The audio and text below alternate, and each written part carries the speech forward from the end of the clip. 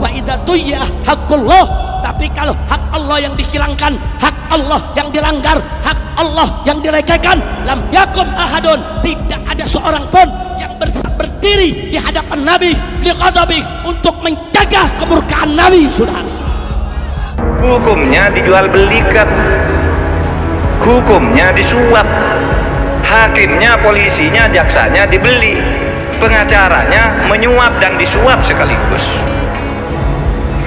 Itu hukum tapi tidak adil. Maka Allah menegaskan antahkumu bil adil, hendaknya kamu berhukum dengan adil, karena belum tentu hukum itu adil meskipun namanya hukum.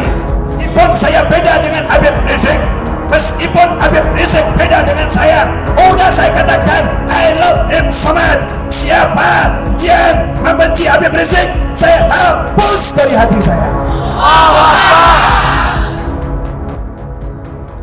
Terbukti di sidang Habib Rizik tidak ada lagi keadilan di negeri ini. Pencabutan hak-hak HRS dan tuntutan penjarakan HRS adalah murni pesanan rezim zalim. Simak berita ini sampai selesai dan pastikan Anda terus bersama kami di Kabar NKRI, akurat dan terpercaya. 1. Menyatakan terdakwa Muhammad Rizik bin Syed Hussein Shihab alias Habib Muhammad Rizik Shihab terbukti bersalah melakukan tindak pidana penghasutan untuk melakukan tindak pidana kekarantinaan kesehatan sebagaimana pasal 160 KUHP junto pasal 93 Undang-Undang Republik Indonesia nomor 6 tahun 2018 tentang kekarantinaan kesehatan junto pasal 55 ayat 1 ke 1 KUHP. Dalam dakwaan pertama jaksa penuntut umum, kita taat dengan hukum, akan tetapi dan juga kita tidak minta kita tidak minta diistimewakan, akan tetapi kita minta keadilan. Kita minta juga diproses ya yang sebelum-sebelumnya, antara lain kerumunan, tidak jaga jarak, tidak menggunakan masker yang terjadi di Solo waktu pengantaran Gibran sebagai calon wali kota di Solo. Kemudian juga di Surabaya, Eri Cahyadi dan juga wakilnya mencalonkan jadi calon wali kota berkumpul. Ini ada dasarnya, equality before the law. Kita mohon kepada aparat keamanan, yaitu undang-undang yang digunakan oleh pihak kepolisian kan Undang-Undang 6 2018. Pasal 7-nya jelas di situ, setiap orang berhak untuk mendapatkan perlakuan sama. Artinya kami di sini panitia DPP FPI dan juga mungkin nanti siapapun yang dapat dikenakan minta pasal 7 itu ditegakkan. Juga Undang-Undang Dasar 45 pasal 27 dan pasal 28D mengenai kesetaraan di hadapan hukum. Kalau misalnya memenuhi syarat dua hal, yang pertama logis secara hukum dan memiliki relevansi hukum yang logis. Yang kedua, prinsip keadilan tadi diterapkan, yang di Solo dan di Surabaya juga ditindak. Karena ini sebelumnya loh, terjadi pada bulan September. Kemudian November kemarin di Banjarmasin kita menemukan juga Dinas Kesehatan juga melaksanakan acara kumpul-kumpul ya. Kita juga ada dokumentasinya. Di bidang penegakan hukum memang sekarang masalah yang banyak tadi disampaikan itu kan penegakan hukum dan keadilan.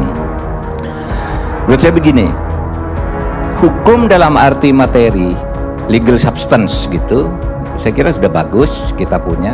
Selama ini kan pada penegakannya, dan kalau penegakannya itu ada masalah sebenarnya. Tokoh-tokoh Islam yang bersikap keras terhadap pemerintah juga mungkin diarahkan untuk menyasar Rizik Syihab menyasar Rizik Syihab apabila dia pulang nanti. Sebab tokoh inilah satu-satunya sekarang ini di Indonesia yang menjadi simbol perlawanan terhadap pemerintah yang dianggap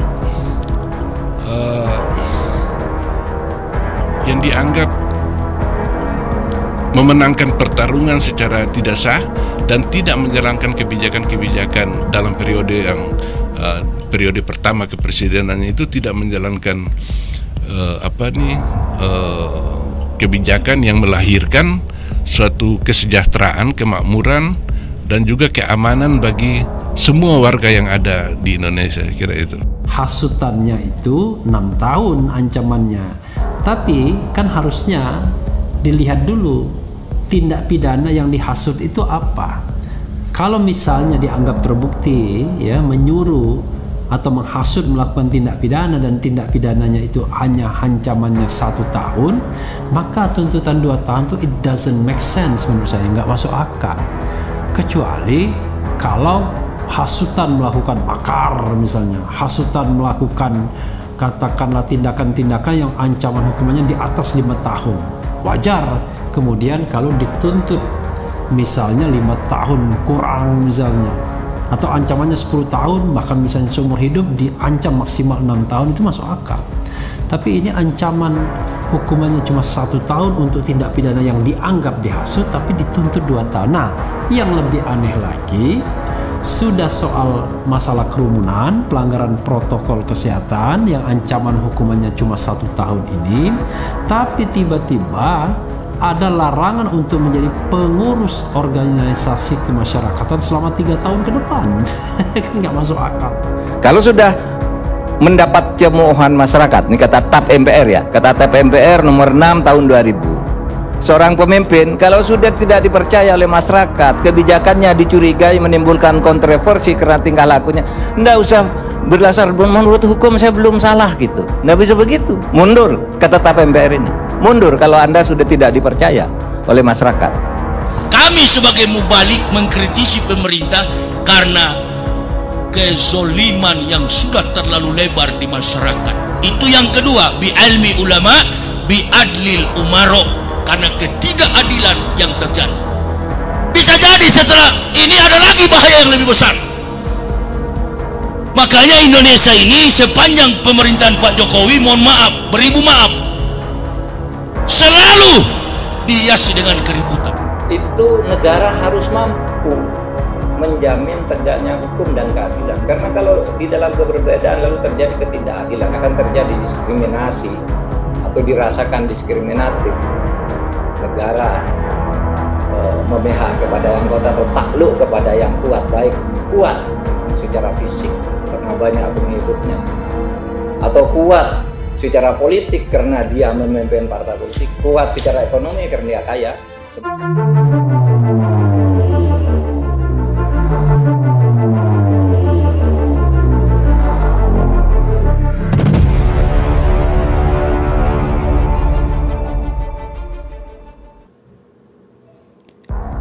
Habib Rizik Syihab dituntut 2 tahun penjara. Kuasa hukum mengatakan tenang saja. Ex-pentolan FPI Habib Rizik Syihab secara resmi telah dijatuhi tuntutan oleh jaksa masing-masing hukuman 2 tahun penjara dan 10 bulan penjara dalam kasus kerumunan Petamburan dan Megamendung. Kuasa hukum tanggapi santai tuntutan dan berharap kebijaksanaan majelis hakim di akhir putusan nanti.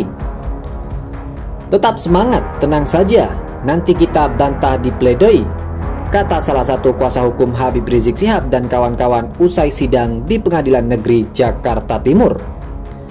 Aziz berharap pada putusan akhir majelis hakim bisa memberikan pertimbangan yang objektif.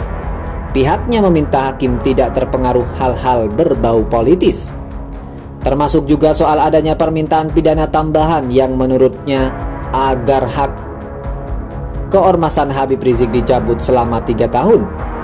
Itu yang saya katakan tadi, semoga nanti pada putusannya majelis hakim objektif melihat ini sebagai permasalahan hukum dan tidak terpengaruh oleh pihak-pihak yang menunggangi secara politik terkait dengan proses hukum nanti, tuturnya.